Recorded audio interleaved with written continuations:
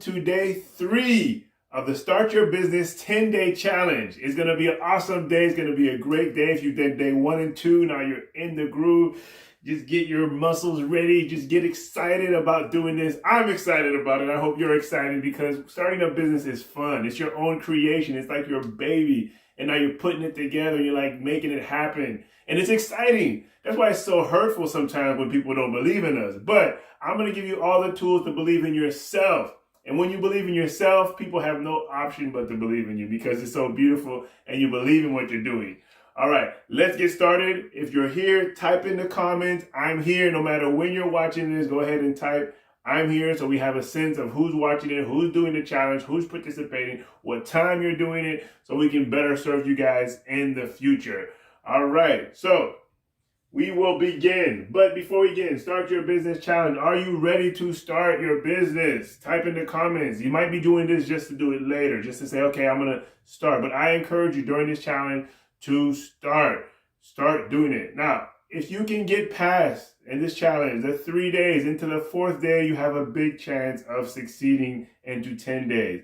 Most people who quit after the 2nd day and on the 3rd day. So if you can get past day 3, I encourage you to do that. This is a big day. Get excited, pay attention, and never quit.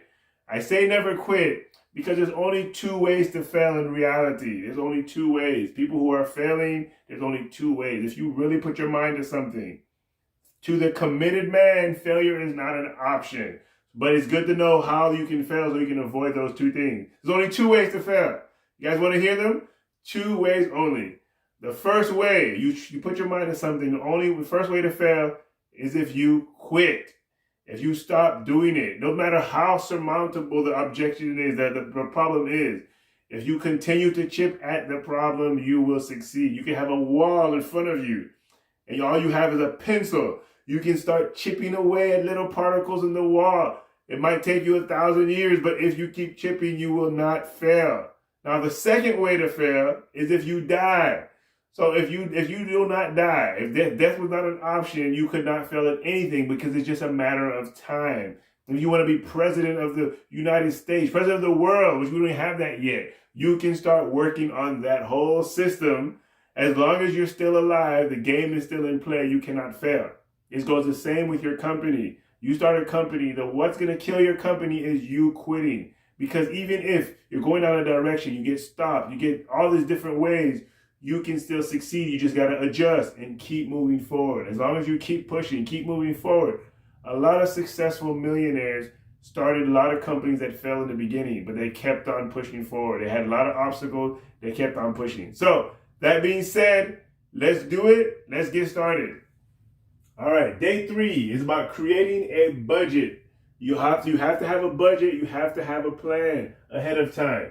All right, your startup costs. Okay, what's going to cost you to start this business? How much pain are you going to go through? You have the funds to do it? Do you have any savings? All these. So I want to give you a list of things to think about how you're going to fund it or if you need it. Now, all businesses are not exactly the same, so some people might not need this to the extent of others do.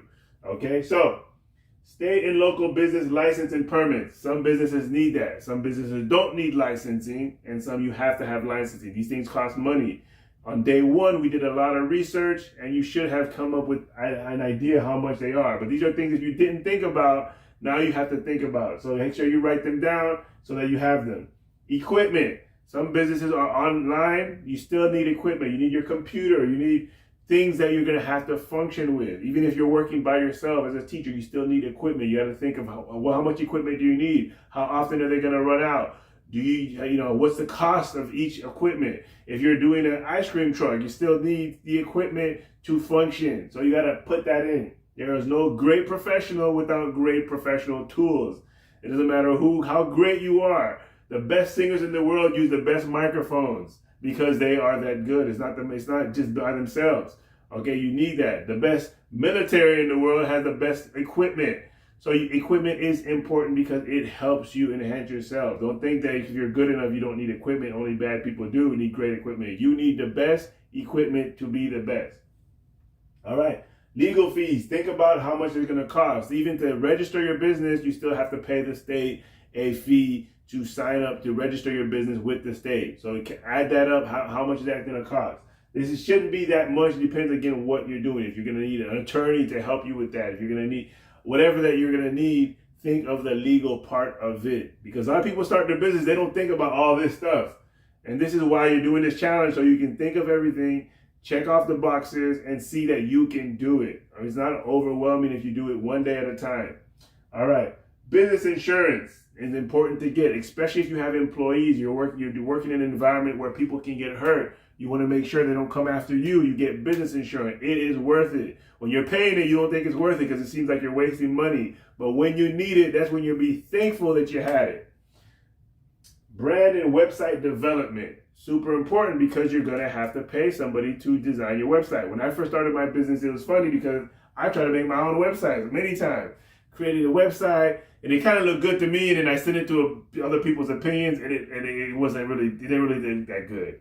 And it took me longer to make. It's worth just paying somebody who knows what they're doing to build your website, design it, and make it look professional. And then when people now go to my website, oh, it looks really nice. You have an option to check it out too. DanNzinga.com, you check my website. I did not make that by myself. At the beginning, I started to, and I realized it takes longer. I don't know what I'm doing. The design, it does not look beautiful. Now when people look at my website, wow, this looks good. It's professional. Because if your website looks kind of cheesy, then it looks kind of scammy, people are going to think it's like not a real website. They're not going to trust it. Your trust is important there. The people's trust is important. And you have to have a website and a brand. That's the face of your company. People are going to run away or come depending on how you look and how your website looks. So it's super important, and it's going to cost you money. It could cost you up to $5-10 grand to get a good website. But you can find ways to make it cheap. You can pay like $200 a month until you finish paying it off. It depends on who you're working with. But that is super important. And branding is important too, putting your name out there. Okay, it's important. That's going to cost you. All right, number 6, market research.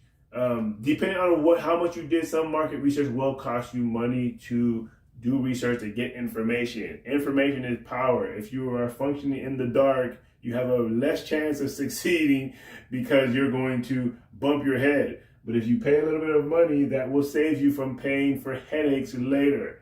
So I suggest that. Inventory. If you're selling a physical product, you're going to need inventory to have. How much inventory you're going to have? How much you're going to produce before you start selling? How much are you going to... All these questions, I can't answer them for you. You have to look into them and answer them yourself. But it is going to cost you. How much? Are you making your own product? Are you buying another product to distribute? Are you making a product and adding another product with it to distribute? All that stuff. And will the price go up on the inventory that you're buying? How are you getting them? Can you get it for cheaper? All these things you got to really look into, and it takes time to go talk to people, have meetings. Pretty much all of these require some kind of meeting that you're going to have with somebody or something to know what it is and to ask questions. Even if you don't use all of it, it's important to look into them to see if it makes any sense. Now, trademarking. If you're a small business, sometimes you might not need that. But if you have a great idea, you want to trademark your idea, you want to protect your company in that sense, that too will cost money. Rental lease. Are you going to be working from a mall? You need to rent out a space. Or you have a store. All these questions as well are super important to know how you're going to function. So day 3 is to make a list and write what your estimated costs are. Again, like I said in day 1, you can start with one thing and it totally changes. You might underestimate or overestimate it. When I started my vacation company, I had overestimated a lot of the costs. And then when I got into it, I said, it's not going to cost that much. Or I found easier ways to do it to cut the price. So, but if you are okay with, it's better to overestimate about 20% because it's usually going to take longer and it's going to take more than you think. So overestimate is okay and see if you have it. Now, where are you going to get the money to do this? You're a small business.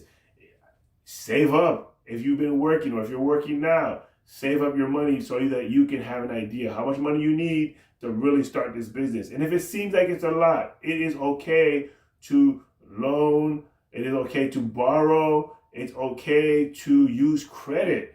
Okay, a lot of companies have started on credit, getting credit cards and using that to start your business. You got to have confidence. You're afraid, oh, I don't want to be stuck with the bill, because you have to have confidence in your own product. If you're not willing to invest in yourself and get in debt to make this happen, then why is somebody else going to get in debt for you? Why is somebody else going to loan you the money?